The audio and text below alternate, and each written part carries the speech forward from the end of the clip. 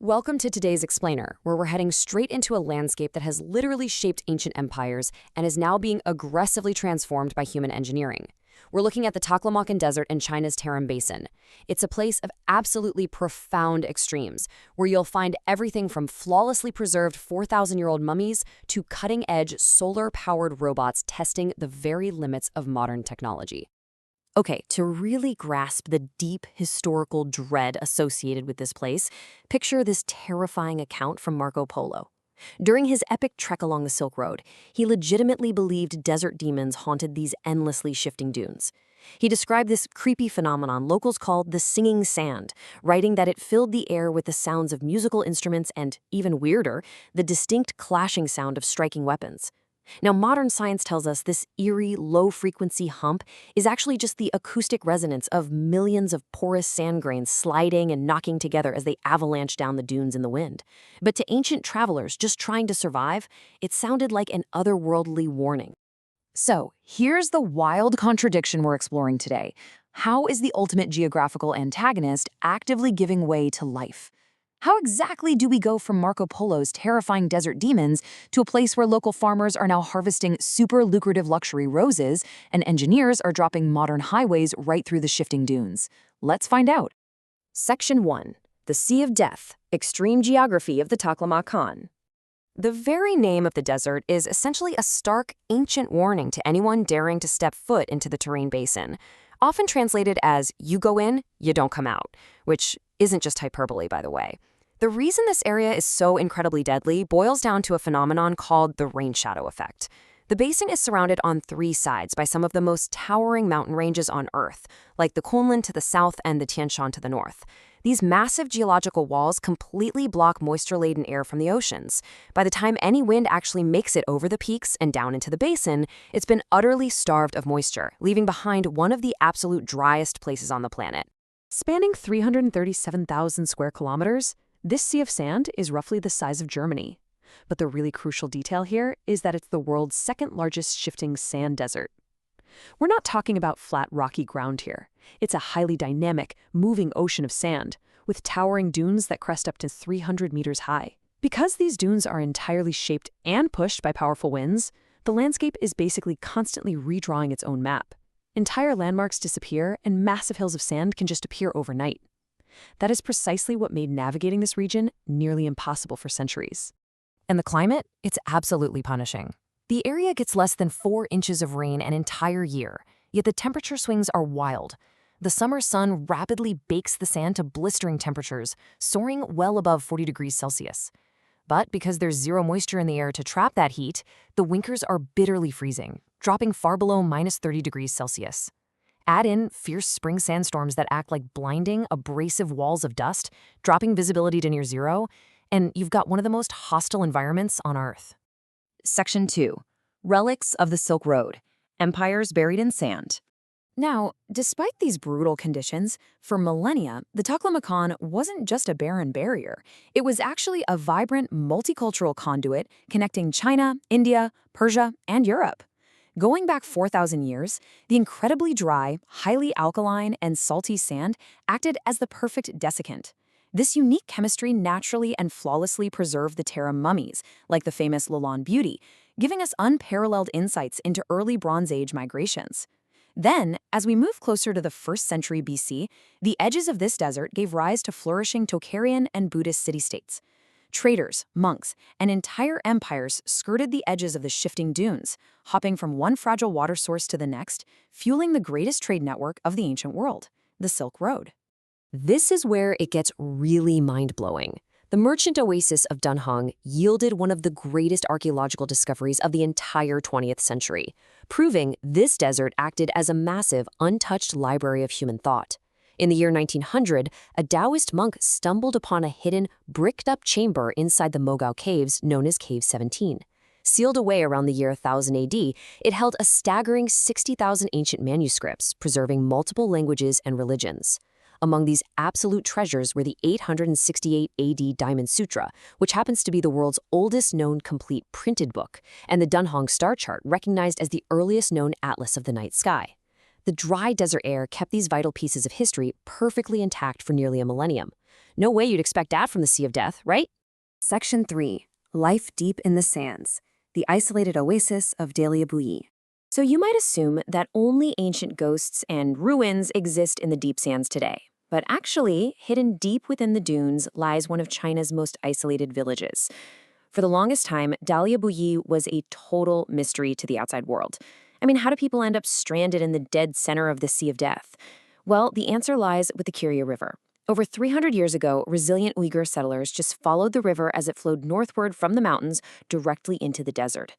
Where the river finally lost its battle with evaporation and dried up, it left behind this lush, remote grassland oasis completely surrounded by 200 kilometers of deadly shifting dunes in literally every direction. The locals there survived through a mix of traditional animal husbandry and some really clever survival techniques. They herd hundreds of sheep and goats along the river's vegetation. And one of their most fascinating adaptations, their daily bread called komech. Instead of building a traditional oven, they stuff a flatbread with greasy mutton and onions and then literally bury it directly in the scorching sand and hot embers to bake. It's an incredibly efficient desert meal for nomadic shepherds. But what's really amazing is witnessing the contrast in their lives today. While many villagers now have access to a newly built reallocation village for harsh winter shelter, they still return to the deep desert to tend their herds. Only now, they're bringing solar panels with them to generate modern electricity right in the middle of the dunes. Section 4. Taming the Deadly Desert. The Desert Reclamation Revolution. This is where the story shifts from merely surviving the desert to actively taming it.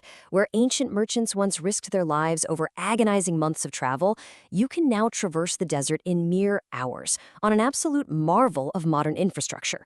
To connect rich resource basins in the south with industrial hubs in the north and drastically cut travel time, engineers built a 544-kilometer modern highway straight through the shifting sand. But as you can imagine, building this was an engineering nightmare. The desert constantly tries to swallow the asphalt. A flat road is exactly what the wind wants to bury. So how on earth do they keep it clear? To keep the highway from being buried alive, an incredible network of human labor works around the clock. Dotted roughly every 4 kilometers along the road are 108 tiny blue houses with no running showers. These highly isolated stations are manned by dedicated couples who walk up to 8 kilometers every single day under the blistering sun. Their job?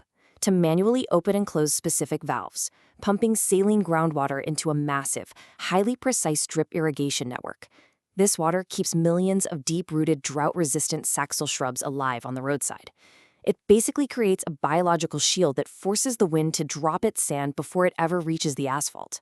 But wait, you can't just plant shrubs in moving sand, right? They just blow away.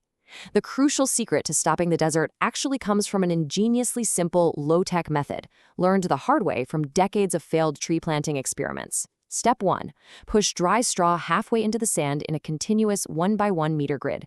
The physics here are just brilliant. These straw checkerboards act as micro windbreaks. They increase the surface friction of the ground, completely interrupting the wind's aerodynamics, so it loses energy and drops sand into the squares, rather than scooping it up. Once the grid is holding the sand still, step 2 is planting native, drought-tolerant grasses inside those squares. Within about a year, the root systems take hold, permanently stabilizing a dune that used to move miles every decade.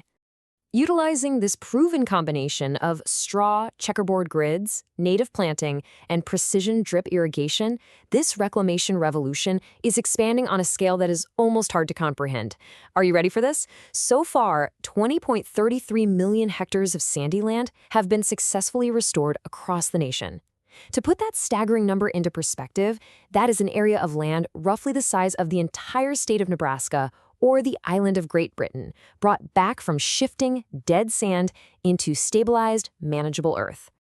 And the real-world impact of these massive ecological victories extends far beyond just holding dirt in place. In the Kubuchi Desert, a living, breathing green wall, 420 kilometers long and 3 kilometers wide, literally stops sand from blowing into and choking the Yellow River. Down in Utian County on the edge of the Taklamakan, stabilized dunes have been transformed into thriving farms growing tough-rooted pink and red roses. These farms produce incredibly lucrative luxury rose oil, multiplying local farmers' incomes by a factor of 10. And perhaps most importantly for millions of people living far away from the desert, the stabilization of these sands has contributed to a massive 70% drop in springtime sandstorms in Beijing. Healing the desert is quite literally cleaning the air for the capital.